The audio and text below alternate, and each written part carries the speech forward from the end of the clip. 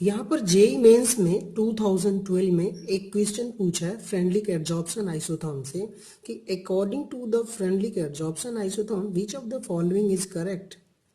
यहाँ पर दिया हुआ है x by M proportionality to p raise to the power 0, x by M proportional p raise to the power 1 और x by M p raise to the power 1 by n। ठीक है, अब यहाँ पर ये दिया हुआ है और फोर्थ ऑप्शन ये दिया हुआ है कि all the above are correct for different range of pressure.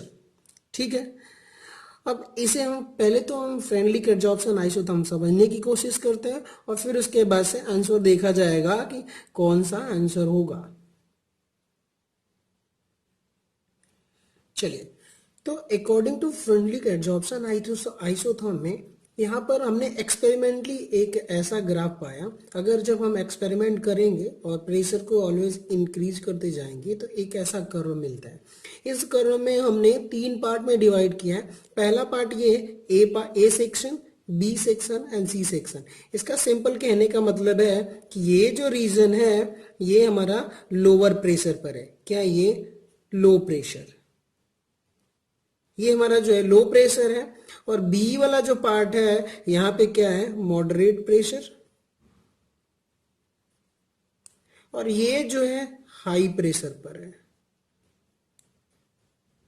High pressure. ठीक है, अब हमने क्या किया कि अगर मान लेते हैं सपोज दैट कि ये जो है ए लो प्रेशर पर क्या होता है कि अगर x बाई एम अगर हम एड्जॉर्प्शन ऑफ गैस देखेंगे तो वो क्या हो जाता है। अगर यहाँ पे देखें, अगर कर्व जो ग्राफ का जो नेचर है वो क्या है, स्ट्रेट लाइन है, मोस्टली ऑलमोस्ट स्ट्रेट लाइन लग रही है। तो इसकी वजह से अगर कोई भी कर्व अगर हम देखते हैं तो वहां पे क्या हो जाएगा कि स्ट्रेट लाइन का मतलब ये बताता है कि अगर हमारा जो ग्राफ है वो कैसा होगा, y equals to M x.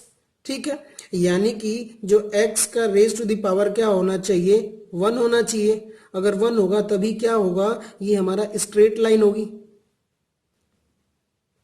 तभी हमारा क्या होगा, कर्व जो होगा वो स्ट्रेट लाइन होगा। यानी कि यहां पर क्या मान लेना पड़ेगा हमें कि ये जो x by M equals to k raise to the power p।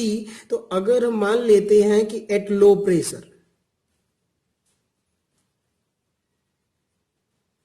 Pressure पर तो हमारा p की वैल्यू क्या हो जाएगी, 1।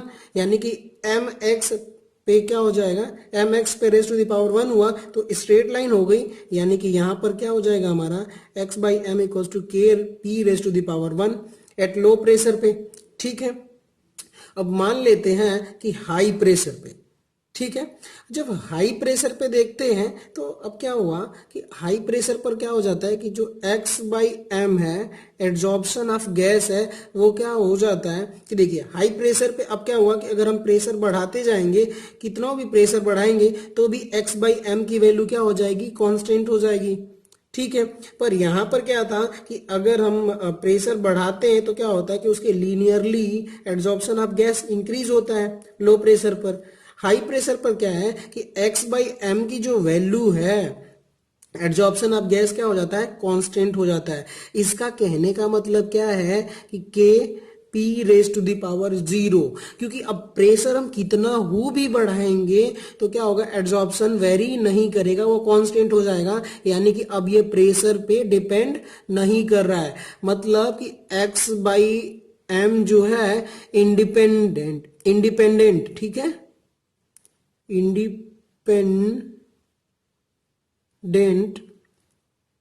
Independent at high pressure. यानी कि यहां पर क्या हो गया, P raise to the power 0 हो गया। मतलब कि अगर लो प्रेशर पर क्या हो गया कि हमारा 1 हो गया तो अब क्या हो जाएगा, हाई प्रेशर पर क्या हो गया, ये इंडिपेंडेंट हो गया यानी कि कांस्टेंट, तो 0 हो गया। तो अब अगर हम मॉडरेट प्रेशर की बात करते हैं, ठीक है, एट मॉडरेट प्रेशर पर क्या हो जाएगा कि अब ध्यान से देखिए, एड्जॉर्प्शन ऑफ गैस जो होगी x by M equals to K P raise to the power, ठीक है, 1 बाई n। कहने का मतलब ये है कि अब लो प्रेशर पे 1 है और हाई प्रेशर पे 0 है, तो अब कहीं अब मान लेते हैं कि यहां पर क्या हो जाएगा 1।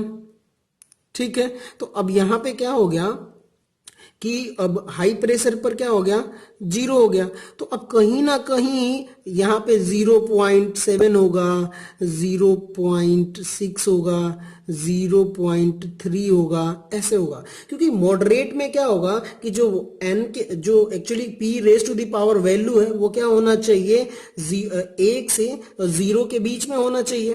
तो वही बता रहा है, ये कहना चाहता है कि एट द मॉडरेट प्रेशर पर कि x बाई एम की वैल्यू क्या होनी चाहिए, k raise to the power p 1/n, where जो n की वैल्यू है, समझ में आ गई बात, n की वैल्यू क्या है, इंटीजर होनी चाहिए। ठीक है, इंटीजर वैल्यू होना चाहिए। ठीक है, अगर ये इंटीजर वैल्यू होगा तो अगर, और दूसरी बात एन इंटीजर और एन जो है वो 0 नहीं होना चाहिए और n नॉट इक्वल टू 0 होना चाहिए। अगर n ग्रेटर देन 1 होगा, समझ में आ गई बात, n ऑलवेज ग्रेटर देन 1 होना चाहिए, तभी जो हमारी 1/n की वैल्यू क्या है वो फ्रैक्शन में आएगी और x/m की वैल्यू, तो ये मॉडरेट के लिए।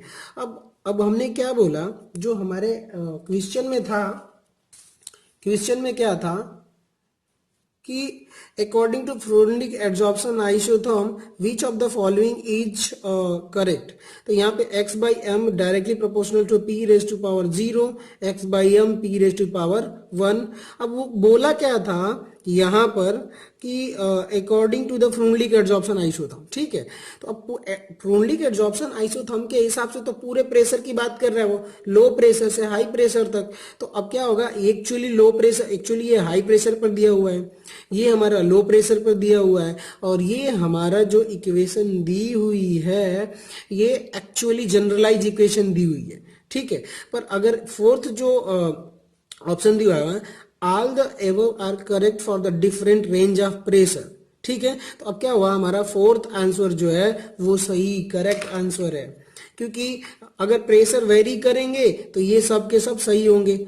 ये हाई प्रेशर पर सही होगा, ये जो हमारा जनरल केस है, और ये लो प्रेशर पर। ठीक है, एक्चुअली ये मॉडरेटर प्रेशर पर, मॉडरेट प्रेशर पर। तो इसकी वजह से ये इसका जो आंसर है वो फोर्थ आंसर है, और ये IIT जेई मेंस में पूछा गया था 2012 में। Thank you for watching.